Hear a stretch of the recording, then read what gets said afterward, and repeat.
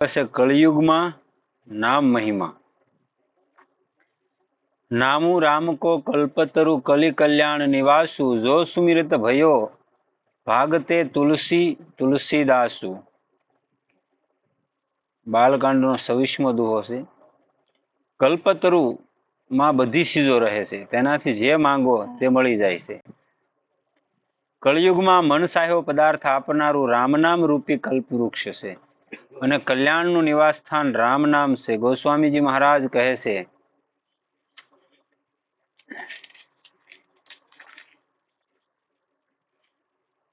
આના માટે હું બીજાની શું સાક્ષી આપું? ભાંગ પીવાથી નશો આવી જાય, બુદ્ધિ બાવરી થઈ જાય અને માથું ખરાબ થઈ જાય, એવી ભાંગની અસર હોય છે। હું ભાંગના જેવો હતો, પણ નામનું સ્મરણ કરવાથી ભાંગના જેવો હું તુલસીદાસ तुलसी बनी गयो। अने तुलसी दल विना उत्तम में उत्तम चीजों पण ठाकोरजी ने धरावामां आवती नथी, भगवान ने धरावामां नथी आवती ने कोई पण चीज। एटला माटे हवे नामनो महिमा क्यां सुधी कहूं? हूँ पोते ज उदाहरण छुं। सहजुग नीति काल तिहु लोका, भये नाम जपी जीव बिसोका। केवल कलयुगनी वात नथी, सतयुग, त्रेता, द्वापर अने कलयुग, आ चारे युगोमां અને ભૂત ભવિષ્ય અને વર્તમાન ત્રણેય કાળમાં તથા સ્વર્ગ મૃત્યુ અને પાતાળ ત્રણેય લોકોમાં બધે બધા જીવ ભગવાનનું નામ લઈને સદાને માટે ચિંતા મુક્ત થઈ ગયા। વેદ પુરાણ સંતમત એકુ, સકલ સુકૃત ફલ રામ સ્નેહુ। ખાસ ધ્યાન આપવાની વાત છે, વેદ પુરાણ અને સંત બધાનો આમાં એક જ મત છે। શું? सकल सुकृत फल राम स्नेहु। रामजी अने रामना नाम में स्नेह थई जाए तो सघळा पुण्यनुं फल मळी गयुं। मानो तेवो भाग्यशाળી छे। जेवो भगवाननुं नाम ले छे, नाम जपमां आपमेळे ऋषि थई गई, तो मानवुं जोईए के सघळा पुण्योए आवीने साथे फळ आपी दीधुं। आनुं रहस्य नाम लेनार ज समझे छे, बीजा नहीं। सामान्य माणस समझी शकता नहीं। कलयुग में खास बात शू से आगळ कहे छे, ध्यानु प्रथम युग मखबीधी दूजे, द्वापर परितोषत प्रभु पूंजे, कली केवल मलमूल मलीना, पाप पयोनिधि जन्मन मीना। सतयुग में तो के हूँ हतुं? भगवाननुं ध्यान लगावीने तल्लीन थवाथी परमात्मानी प्राप्ति थती हती। त्रेता युग में तो के यज्ञ करवाथी भगवान की प्राप्ति थती थी। द्वापर युग में तो के भगवान पूजन करवाथी भगवान की प्राप्ति थती हती। परंतु कली केवल मल मूल मलीना, एटले हवे ध्यान आपो भाई, कलयुग में शू छे? तो के शू बतावुं? कलयुग में पाप ज मूल थई गयुं छे। मनुष्यनुं मन पाप रूपी समुद्रनी माछली बनी गयुं छे। अत्यारे कोईने पाप करवुं एक जराय खसकातो नथी माणस।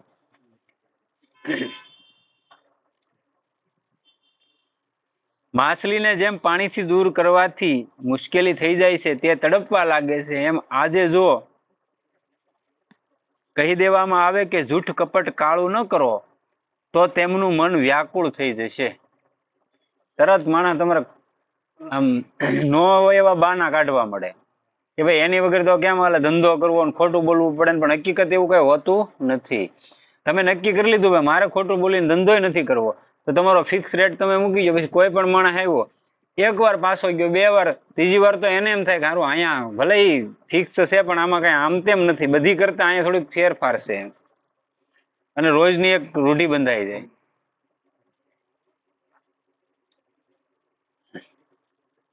मनुष्यनुं मन क्यारे पापथी अलग थवा मागतुं ज नथी।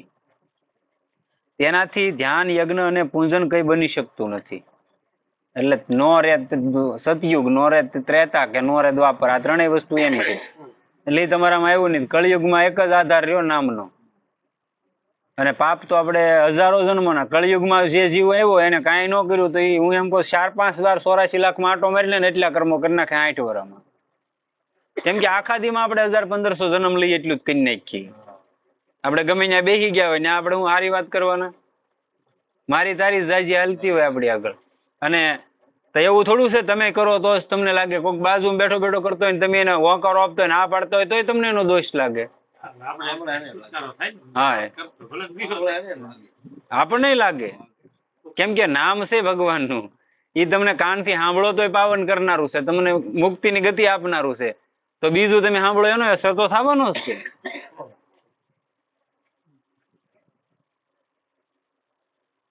એટલે કે છે કે ધ્યાન યજ્ઞ અને પૂજન કંઈ બની શકતું નથી. નામ કામ તરુ કાલ કરાલા, સુમિરત સમન સકલ જગ જાલા. આ કરાળ કળીકાળમાં નામ કલ્પવૃક્ષ છે. કલ્પવૃક્ષમાં ખબર પડે ને, કલ્પવૃક્ષનું ઝાડવું હોય ને એની નીચે બેસીને જે તમે કલ્પના કરો ને મનમાં, એ તમારે સામે પ્રગટ થાય, એને કલ્પવૃક્ષ કહેવાય. એ દેવલોકનું ઝાડવું છે, અહીંયા છે નહીં, અહીંયા થાય નહીં, દેવલોકનું ઝાડવું છે. કલ્પવૃક્ષ એટલા માટે જણાવ્યું કે આ નામથી ધ્યાન યજ્ઞ પૂજન વગેરે બધું થઈ જશે. બીજું તમારે અલગથી નહીં કરવું પડે. ધ્યાન યજ્ઞ પૂજન નામ એક જ, એ બધું કરી દે. રામ રામ, કૃષ્ણ કૃષ્ણ, શિવ શિવ, હરિ હરિ, સીતારામ, જે તમને નામ ગમતું હોય એ નામ તમે નામનો જપ કરવા મળો એટલે આ બધી વસ્તુ એમાં આવી જાય, તમારે લાવવી નહીં પડે. અને તમારામાં તમે એવું વિચારીને નક્કી કરીને જીવતા હોય કે ભાઈ થોડો ઘણો જીવનમાં ફેરફાર થાય પછી આપણે નામ જપ કરીએ, તો આખી જિંદગી વાટે રહેજો, કોઈ દિવસ ફેરફાર નહીં થાય. કેમ કે સુખનું દાતા નામ છે, બરોબર, સુખ દેવાવાળું નામ છે. હવે તમે એક તો પૂર્વના સુકૃત લઈને અહીંયા પેદા થયેલા છો, હવે પૂર્વના સુકૃત તમે ભોગવો નહીં, ક્યાં સુધી છૂટક્યો નથી, બરોબર. અને બીજો કોઈ તમારે અગર આધાર કે આલંબન છે નહીં, આ લેમ્પ છે એ બંધ કરી ગયો, પ્રકાશનું આલંબન વયું ગયું ને, આપણે દેખાતું થઈ ગયું બંધ, એમ આપણે આગળ કોઈ આધાર તો છે નહીં, તો તમારા અંદર પ્રકાશ એનો રહેવાનો. પછી તમને નાની એવી કોઈ વાત કરીને તો તમને ક્રોધ આવી જાય કે ભાઈ હારું આ મને કેમ આમ કહી ગયો, અને ન કરવાનું. અને આજ માણસ કોઈ પણ જેલું ભર્યું બધી એ એના કારણે ભરી એક ક્રોધના કારણે જ ભરી ને, નહીતર ત્યાં ક્યાં એવડે કોઈને વેંસવાનું હતું. પણ આવી ગયો પછી જે માણસની અંદર તમે મળવા જાઓ ને પૂછો ને કે હારું આવું કેમ કર્યું, તા કે એ વાત જવા જો આવેગમાં થઈ ગયું કે હવે આખી જિંદગી પસ્તાવાનું થાય, થાતા થઈ જાય બધાયથી. હા, સાચી વાત છે. હા, તો કાંઈક પડ્યું. હા, અને ક્રોધ એવો અગ્નિ જેવો છે કે આવે તો આખું સાફ કરતો જાય, કાંઈ નો પડ્યું રહેવાય છે, આવી જાય ને. સાચી વાત છે. અરે પુસ્તકમાં નહીં, આ મારો પ્રત્યક્ષનો અનુભવ. કેમ કે ઘણી વાર એવું બની જતું હોય જીવનની અંદર કે કાંઈક તમે નામનું આલંબન લઈને તમે કંઈક થોડું ઘણું કરતા હો, એમાં એનું પરિબળ હોય તમારી માથે, એટલે કાંઈક તમને ખૂટવાડવા માટે મહેનત કરે. નામ એટલું બધું બે કામ આપે, તમારું સારું કામ આપે, અહમ વધે અને ક્રોધ આવે. તમને તરત ક્રોધ આવ્યો એટલે તમે 6 મહિનાનું ભજન કરેલું હોય ને એ 0 0 0 0 મૂકી દેવાના. 100 મહિના ભજન કરો અને એકવાર ક્રોધ કરો એટલે 0 મૂકી દેવાના. ભગવાનને પ્રાર્થના કરવાની કે મને બચાવો એમ. તો પછી નામ લિયા ઉસને સબ કિયા, જોગ જગ્ય આસાર. એક ઠેકાણે વ્યાખ્યાન અપાઈ રહ્યું હતું, તો એક મોટા ભલા સંત હતા, તેમણે કહ્યું નામ જપના સિવાય, નામ જપ સિવાય કળિયુગમાં બીજું કોઈ સાધન નથી થઈ શકતું. આમાં ધ્યાન યોગ, કર્મયોગ, અષ્ટાંગ યોગ, ભક્તિ યોગ, જ્ઞાન યોગ, કોઈ પણ યોગ થઈ શકતો નથી. કેમ કે તમારી આહાર શુદ્ધિ જ નથી પેલા પ્રથમ તો. એટલે આ એક યોગ કરવો એ તો મુશ્કેલમાં મુશ્કેલ છે. કે આપણે એવી તૈયારી છે ને ભાઈ હિમાલયના ખોપરા માથે બેઠા બેઠા હરિનામ કીર્તન કરવાની, એના બેઠા બેઠા પ્રાણાયામ ને ધ્યાન ધારણા અને સમાધિ કરવાની આપણી તેવડ જ નથી. શરીરને આપણે હાવ પૂરા કરી નાખેલા છે. કળિયુગમાં કેવળ ભગવાનનું નામ જ લઈ શકાય છે, એટલા માટે નામ જપ કરવો જોઈએ. આમ તેમણે નામનો મહિમા કહ્યો તો તેના પછી પાસે બેઠેલા મહાત્માઓએ પોતાના વ્યાખ્યાનમાં કહ્યું, વાત તો તદ્દન સાચી છે કે બીજા બેઠાને કીધું, નામ જપના સિવાય કંઈ નથી થઈ શકતું. આ પાકી વાત છે. બીજું તમે ગમે કરવા બેસો, તમે ધ્યાન કરવા બેસો ને તો તંદ્રા આવી જાય ને કાં નિંદ્રા આવી જાય, તરત આમ થઈ જાય. ધ્યાન અવસ્થા એવી છે, એક તો પદ્માસન હોવું જોઈએ, કાં સિદ્ધાસન હોવું જોઈએ, પછી આ મેરુદંડ આવું સીધો હોવો જોઈએ, આમ વૈડ ન હોવી જોઈએ, ડોકી નીચી નહીં, મેરુદંડ સીધો એટલે સીધો. ત્યારે તમારા મસ્તિષ્કની અંદર શાંતિ મળે તમને, અને ત્યારે તમારા જે અમુક ચક્રો છે એ ખુલવાની શરૂઆત થાય. પછી આપણે નથી થતું આપણીથી પ્રાણાયામ, નથી આપણે આહાર માથે કોઈ નિયંત્રણ, તો ક્યાંથી થવાનું ભાઈ? જેને આ બધું કરવું હોય ને સાંજે અલ્પ આહાર લેવો પડે, દિવસે તો કે ભાઈ હળવો ખોરાક, ભલે તમે ખાઓ રોટલી ને શાક જ તે, પણ એવું નહીં કે ભાઈ આપણે જે ભારે ખોરાક ખાઈએ છીએ અમુક શાકભાજી ન ખવાય, એમાં એવી રીતના બધા નિયમો આવે. એની માટે મગની દાળ છે કે એવી દાળ ને રોટલો ને હાવ તામસી વસ્તુ કોઈ ન ખાઈ શકો તમે. ધ્યાન ધારણા કે અષ્ટાંગ યોગમાં જવું હોય તો આ બધાનું નિયંત્રણ કરવું પડે. તો એવું તો આપણે આગળ વ્યવસ્થા ન હોય ભગવાનની દીધેલી, તો ક્યાંથી મેળ કરવો? તો એની કરતા આપણી માટે શ્રેષ્ઠ નામ છું ને. પણ નામ મહારાજની કૃપાથી ધ્યાન પણ થઈ જશે, યજ્ઞ પણ થઈ જશે, દાન પણ થઈ જશે, પૂજન પણ થઈ જશે, સર્વ કંઈ થઈ જશે. તમને પરમાત્મા તમારે કોઈ આંગણે અતિથિ કોઈ પણ યાચક આવ્યો આપણે આંગણે માગવા, આપણે તો ઘણું ઉદાર દિલ છે કે દેવું છે, પણ હોવું જોવે ને. તો નથી તો એને પ્રણામ કરી લેવાના ને એમ કહેવાનું, એને કટુ શબ્દો નહીં કહેવાના કે ભાઈ કામ કરે એવો છો, હા આજનો સમય છે. પૈસા માંગે તો કહેવાનું ભાઈ એ વ્યવસ્થા નથી, તમારે ખાવું પીવું હોય ખવડાવી દો, અહીં બેહો, એ ત્યાં અહીંયા બેહો, અંદર નહીં. ઓલા પરે બેહો, હું તમને ખાવા પીવાની વ્યવસ્થા કરી દઉં.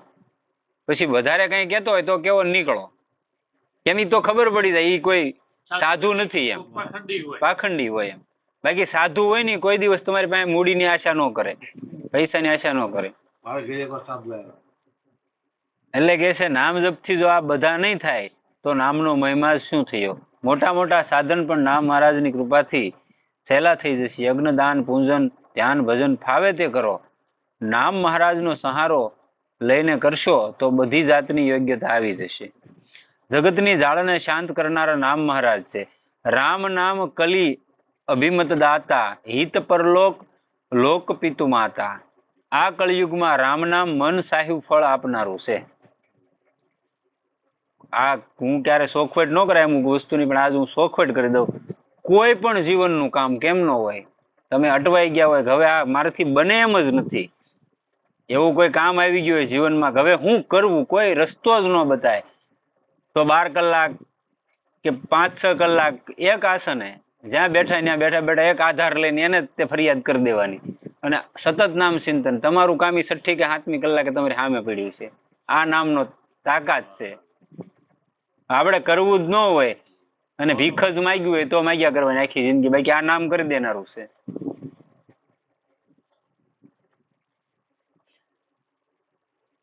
ભગવાનનું નામ પરમ ધામ દેનારું છે, અને લોકમાં માતા પિતાની જેમ હિત કરે છે. ગોસ્વામીજી મહારાજ કહે છે બાળકનું પાલન પોષણ મા બાપ જેવું કોણ કરી શકે?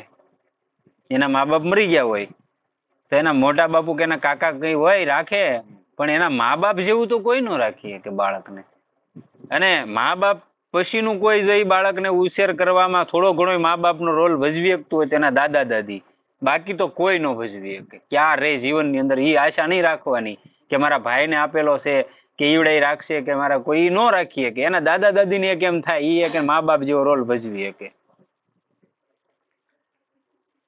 પિતાજી બહારની અને મા અંદરની બધી રીતે રક્ષા કરે છે. ભરોસો જાહી દૂસરો સો કરો, મોકો તો રામ કો નામ કલ્પતરુ કલી કલ્યાણ ફરો. વિનય પત્રિકાની સોંપાઈ છે.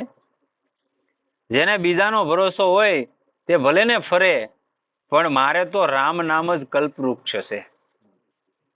અંતે કહે છે મેરે તો માય બાપ દોવું આખર, મારા તો મા બાપ આ બંને અક્ષર ર અને મ છે. તુલસીદાસજી એમ કીધું. બીજા બધા ભલે ગમે એ કહેતો હોય, મારી માટે તો આ જ સર્વશ્રેષ્ઠ છે. અને હજારો શાસ્ત્રોની અંદર આપણા હિન્દુ ધર્મના ઘણા બધા શાસ્ત્રો છે. બીજા નામનો ઓછો ઉલ્લેખ હશે, પણ રામ નામ જેટલો એક કે તમને ક્યાંય દુનિયામાં ઉલ્લેખ જોવા નહીં મળે. શાસ્ત્રોની અંદર જે રામ નામનો ઉલ્લેખ છે એવો ક્યાંયનો ઉલ્લેખ નથી. તુલસીદાસજીએ કર્યો એમ નહીં, મોટા મોટા આચાર્યોએ રામ નામનો ઉલ્લેખ કરેલો છે. કરપાત્રીજી મહારાજ હતા, હું ઘણી વાર વાત કરેલી, એને કોઈ કીધું કે ભાઈ તમે અડધા વૈષ્ણવ છો એમ, અને અડધા એ કે શિવમાર્ગી છો. એનું કારણ શું એ કે પ્રશ્ન થાય.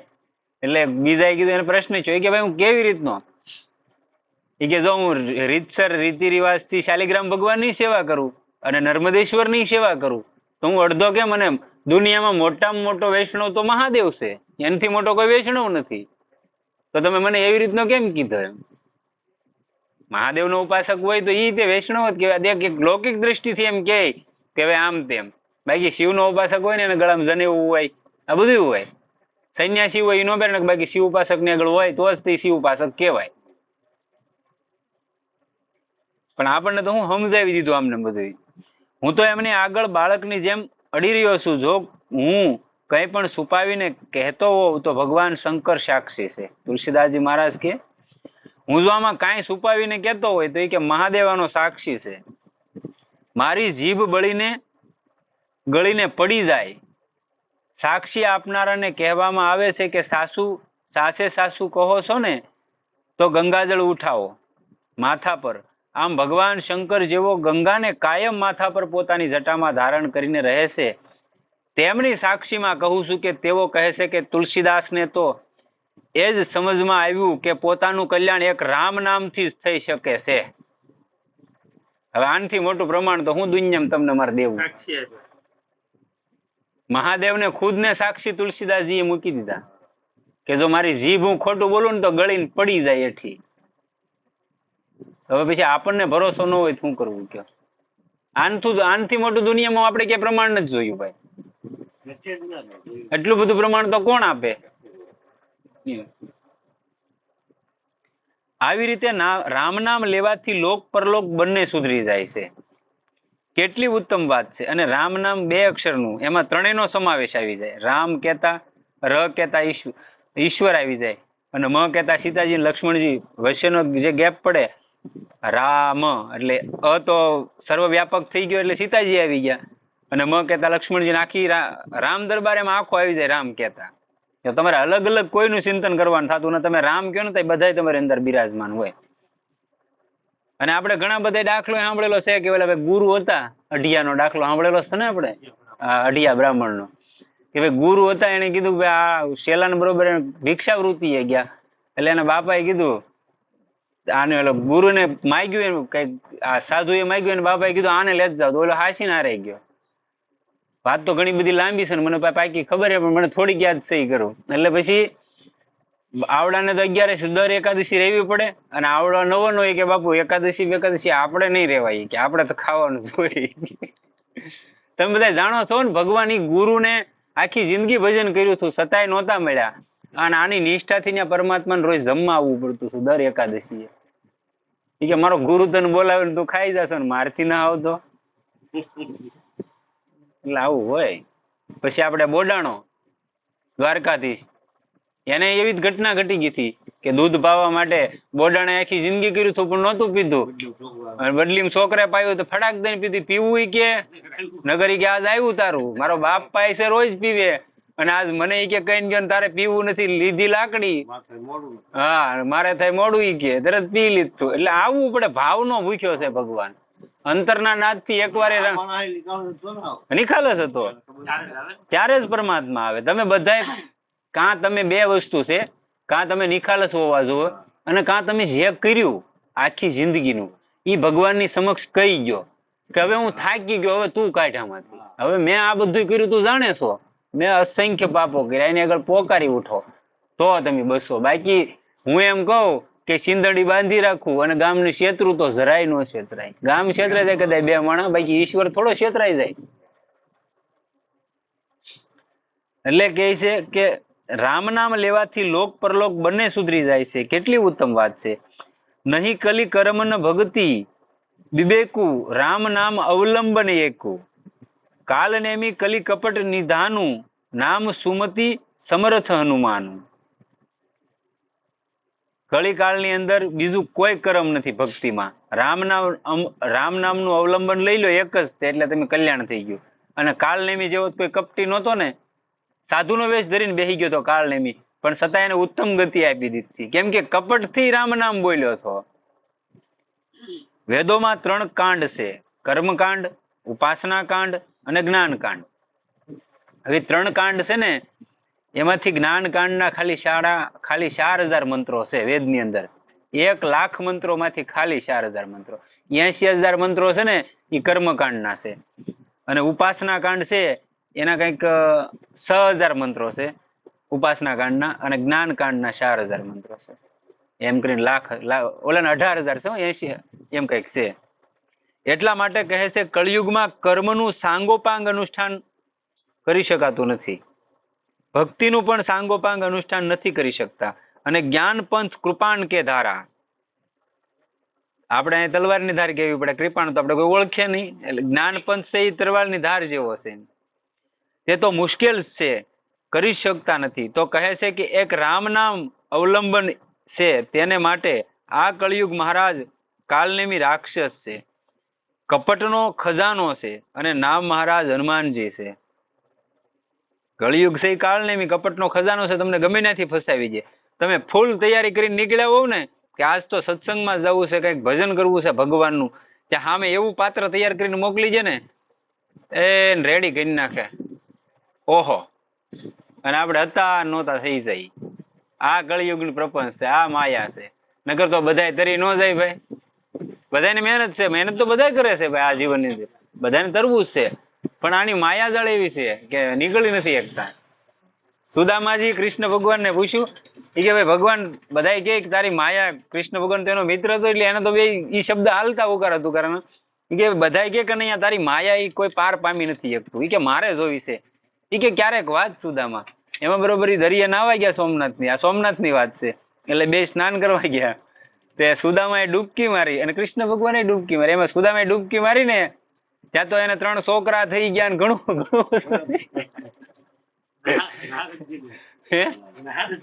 નહીં આ નહીં, સુદામાની વાત છે.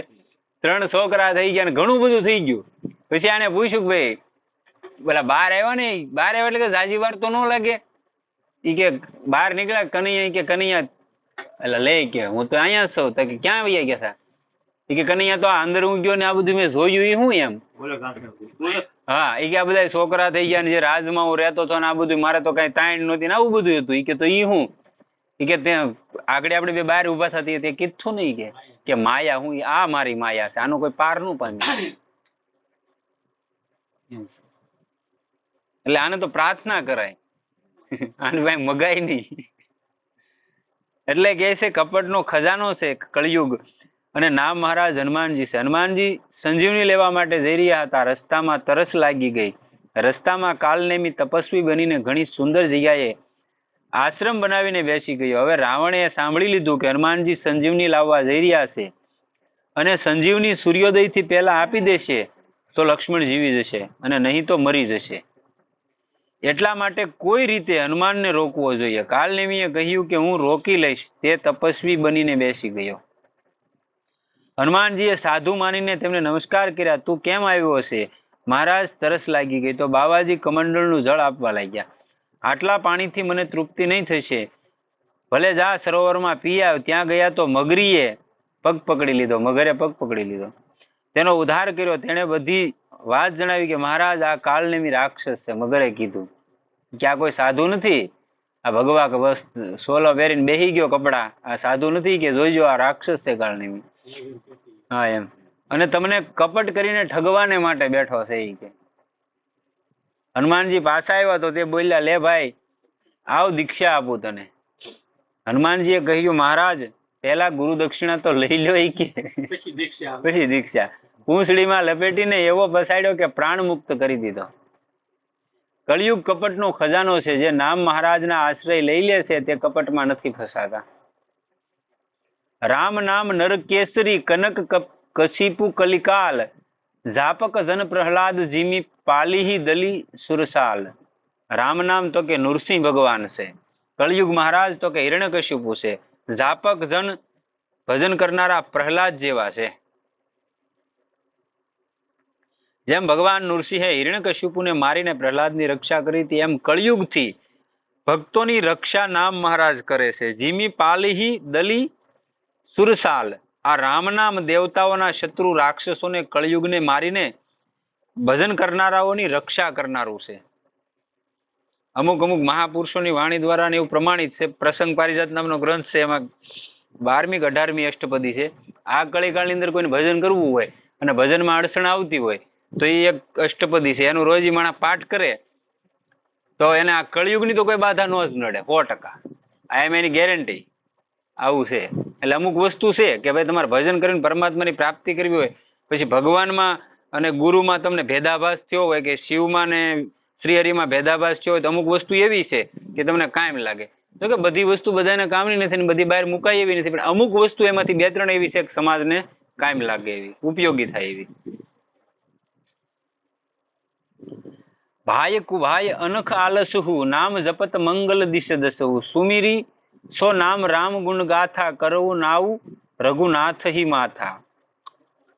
ભાવે કભાવે ક્રોધથી આળસથી કોઈ રીતે પણ નામ જપવાથી દસે દિશાઓમાં મંગળ જ મંગળ થાય છે, એમાં શંકાને સ્થાન નથી. અને આપણે વાતે ઘણી વાર સાંભળેલી છે બે ભાઈની કે એકવાર રામ કહેવાનું ફળ શું છે એમ. એકવાર રામ કહેવામાં ભગવાનના ખોળામાં બેહારી દીધો અને ચારેય દેવતાઓને પાલખીએ જોડાવવું પડ્યું હતું. દસે દિશાઓમાં મંગળ જ થાય છે. તુલસીદાસજી મહારાજ કહે છે આવા જે રામનામ મહારાજ છે તેમનું સ્મરણ કરીને રઘુનાથજી મહારાજને નમસ્કાર કરીને હું રામજીના ગુણોનું વર્ણન કરું છું. પ્રકરણ શરૂ કર્યું તો બંદવું નામ રામ રઘુબર કો, નામ વંદનાથી આરંભ કર્યો અને પ્રકરણની સમાપ્તિમાં પણ રામજીની વંદના કરે છે. નામ વંદના અને નામ મહિમા કર્યા પછી રામજીના ગુણ અને રામચરિત નો મહિમા કહે છે. આપણને આવું નામ મળી ગયું, ઘણી મોજની વાત છે. આમાં બધાનો અધિકાર છે. જાટ ભજો ગુજર ભજો ભાવે ભજો અહીર, તુલસી રઘુબર નામ में सब काहू का सिर, राम दड़ी चौड़े पड़ी सब कोई खेलो आय, દાવા નહીં સંત દાસ જીતે સો લે જાય. એટલા માટે નામ લઈને માલામાલ થઈ જાઓ. ચાલતા ફરતા ઉઠતા બેસતા હર સમયે રામ રામ રામ રામ. કબીરા સબ જગ નિર્ધના ધનવંતા નહીં કોઈ, ધનવંતા સોહી જાનીએ જાકે રામ નામ ધન હોય. કબીર શું કે? કબીર કહે છે સબ જગ નિર્ધના ધનવંતા નહીં કોઈ. એ કે આ જગતમાં જેટલા તમે ધનાઢ્ય માણસો જોવો છો, પૈસા વાળા, એને પોતાના અહમ લઈને આલે મારે આગળ કંઈક છે, તો આ કોઈ કે જગતમાં હું ધનવંતો નથી ભાળતો. એ કે એટલે કે કબીરા કે કબીર એટલે કે છે કબીરા સબ જગ નિર્ધના ધનવંતા નહીં કોઈ, ધનવંતા સોઈ જાનીએ જાકે રામ નામ ધન હોય. એ કે જેની પાસે રામ નામ રૂપી ધન છે એ જ હાસો ધનિક છે, બાકી આ બધા તો નિર્ધન છે, ભિખારી છે. સદગુરુદેવ કી જય. સીતારામ.